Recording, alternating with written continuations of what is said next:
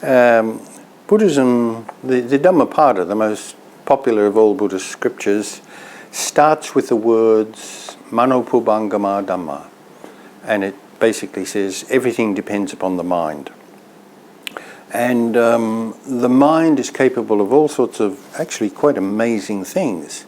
But there's one mental ability that I'd like to talk about this morning, and that is the ability to notice.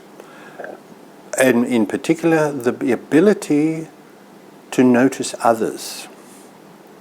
Now, when you're a member of a group, whether it be a Buddhist group or a class group, a classroom of other children and what have you, or other people, or whatever it happens to be, you find yourself with a group of people, and chances are you pay attention more to some people than others. So it may be because of their looks, or it may be because for whatever reason they are a bit more important, they're the leader or something like that.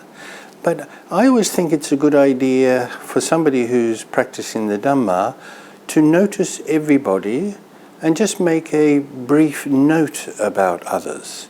So let's take this example, that you're a regular in a Buddhist group and you go to a class or a Dhamma sermon once a week or something like that, and there tends to be 20, 30 or maybe 40 other people there. Now, what do? You undoubtedly notice some people because, like I said, because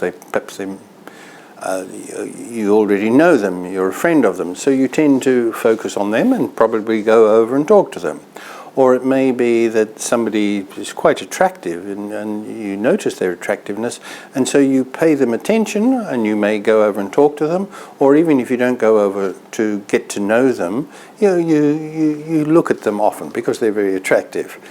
Okay, so my idea is that if you're a Buddhist, you notice people for other reasons.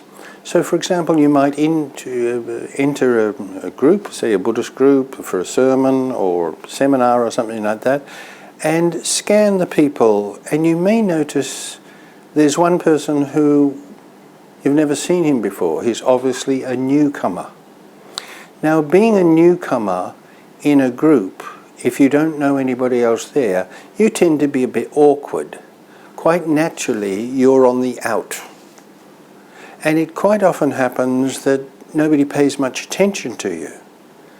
So you notice somebody who's a newcomer, and they're standing over there, not quite sure what to do, not quite sure what's going to happen.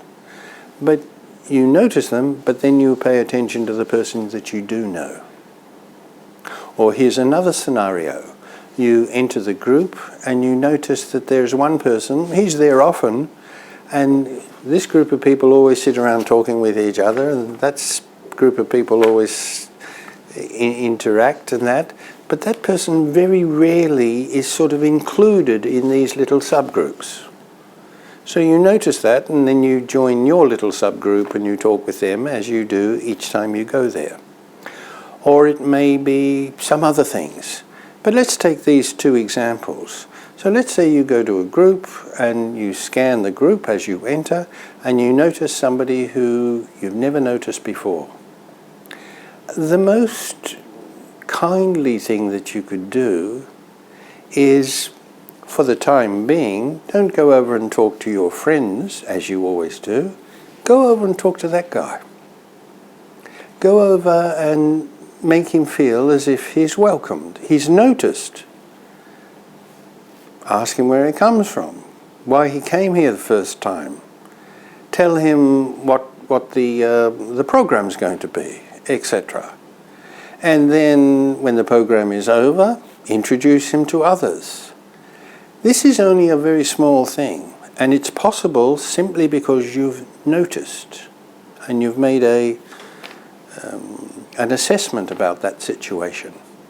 And the results of this can be that, of course, the person comes again because they found that they were noticed and welcomed and they were treated hospitably. So let's take another example. There's another person who's very quiet, He never seems to be included in the other small subgroups. Now, of course, he may want to be quiet. He may be just quiet by nature. But for the most part, people like to be a part of general company with others. So you notice him, and it's always he's sitting at the back, or she's sitting at the back, or they never open their mouth, or they're never asked anything. They don't draw attention to themselves. Now, it may be that they are more comfortable like that. But it may be that for whatever reason, they've never been noticed very much. Now you've noticed them.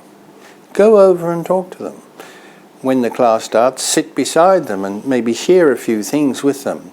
Make them feel as they're part of the group, they're noticed, they're liked, and there is a desire to want to make them included in the group. And generally, most people do. Now, there can be other people who are we can notice. For example, there may be people, they don't turn up. We haven't seen them for a while.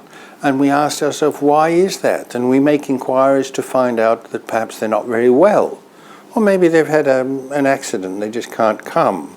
Or they don't have the transportation to get there. You've noticed that. Contact them and ask them why it is that they're not coming. I noticed you weren't there last week or the week before. I was worried. I wondered what had happened. I'm just ringing up to see how you were. Boy, this sort of thing, noticing people, noticing things about them, can make a big difference to people's lives. It can also make a big difference to the group that you're a member from. And in the case of a Buddhist group, it can make it much more harmonious, well-connected and friendly. So spend some time just noticing others when you're in company.